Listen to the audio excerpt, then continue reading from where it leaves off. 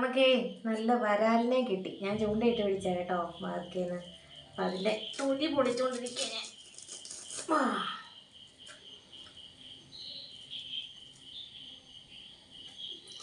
പിന്നെ നമുക്ക് കറിയാക്കണോ ഫ്രൈ ചെയ്യണോ എന്ന് ഞാൻ ആലോചിക്കും. അമ്മ നമുക്ക് ഫ്രൈ ചെയ്യാൻ മതി, വറുത്ത് തിന്നാൽ മതി, അതെ നല്ലത്. ഇത് വറുക്കുന്ന മീനല്ലേ, വറുക്കും മീൻ. കറിയും വെക്കാം, കറി വെച്ച ചാരം കൂട്ടി പിടിച്ചിട്ട്. അങ്ങനെ അത് വിജയകരമായിട്ട് ഒരു സൈഡ് കംപ്ലീറ്റ് ആയി, തൊലി പൊളിച്ച്. ഇനി അടുത്ത സൈഡ്. ഇങ്ങനെ അടുത്ത സൈഡ് പൊളിക്കാൻ പോവാ അമ്മ, അല്ലേ അമ്മ? ഞാൻ ഇതിൻ്റെ നടുക്കും കൂടെ ഒന്നെങ്കിൽ ഈ പപ്പടം കുത്തി, അല്ലെന്നുണ്ടെങ്കിൽ ചെറിയ ഈർക്കിലിയില്ലേ, ഇതിങ്ങനെ കയറ്റി വിട്ടിട്ട് നടുക്കൂന്ന് ആദ്യം കണ്ടിച്ച് കളയണം. ഈ നടുക്കൂടെ ഇങ്ങനെ കയറ്റി വിടണം, തലയുടെ അവിടെ നിന്ന് ഇങ്ങനെ. എന്നിട്ട് ഈ സെൻറ്റർ ഭാഗം ആദ്യം കട്ട് ചെയ്യണം. അപ്പം നമുക്ക് ഈ രണ്ട് സൈഡും ഉരിച്ചെടുക്കാനായിട്ട് എളുപ്പമായിരിക്കും.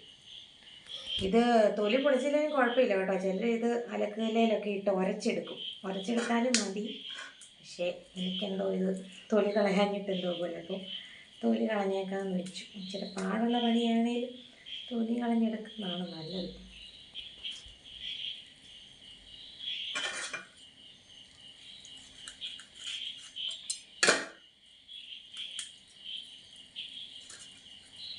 ഞാൻ ചൂണ്ടയിട്ടതിൽ വെച്ച് ഏറ്റവും വലിയ വരാലുണ്ട് കേട്ടോ.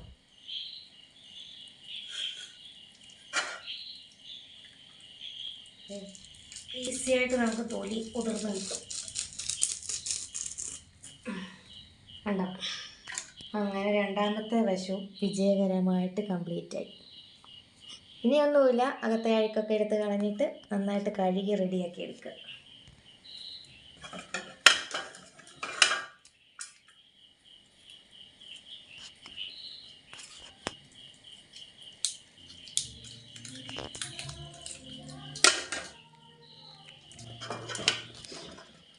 അപ്പം അതിനകത്തുള്ള വേസ്റ്റും കാര്യങ്ങളൊക്കെ എടുത്തു നമുക്ക് നന്നായിട്ട് കഴുകി എടുക്കാം. അപ്പോൾ ഇത്രയേ ഉള്ളൂ നമ്മുടെ വരാൽ ക്ലീനിങ്. വരാൽ റെഡി. നമുക്ക് വേറെ കുറച്ച് മീനെ കിട്ടി കേട്ടോ. ഇത് ഒരു ചെറിയ വരാലുണ്ടായിരുന്നു, അത് ഞാൻ നേരത്തെ റെഡിയാക്കി. പിന്നെ ചെറിയ കല്ലടമുട്ടി 2 എണ്ണം. ഇതെല്ലാം കഴുകിയെടുക്കണം.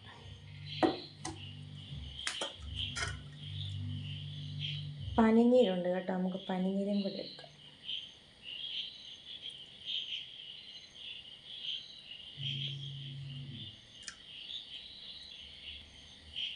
അപ്പം അതേ നമ്മുടെ വരാലും പിന്നെ കല്ലടമുട്ടിയൊക്കെ പീസാക്കി വെച്ചിട്ടുണ്ട്.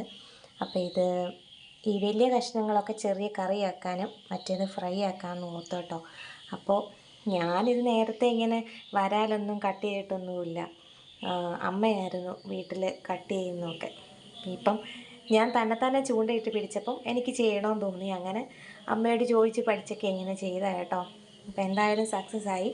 അപ്പം ഞാൻ ചട്ടി അടുപ്പത്ത് വെച്ചിട്ടുണ്ട്. അപ്പോൾ നമുക്ക് കറിയാക്കണം, ഫ്രൈയും ആക്കണം. അപ്പോൾ ഇതാ നമ്മുടെ വരാൽ കറി ഇവിടെ റെഡിയാവുന്നു, ഫ്രൈയും ഇവിടെ റെഡി ആയിക്കൊണ്ടിരിക്കും. നമ്മുടെ വീടിൻ്റെ മുറ്റത്തു നിന്ന് നമ്മൾ തന്നെത്താനെ സ്വന്തമായിട്ട് ചൂണ്ടയിട്ട് മീൻ പിടിച്ച് നമ്മൾ തന്നെത്താനെ വെട്ടി ക്ലീൻ ചെയ്ത് നമ്മൾ തന്നെത്താനെ കുക്ക് ചെയ്ത് നമ്മൾ തന്നെ കഴിക്കുമ്പോൾ അതിനൊരു പ്രത്യേക ഫീലാണ്.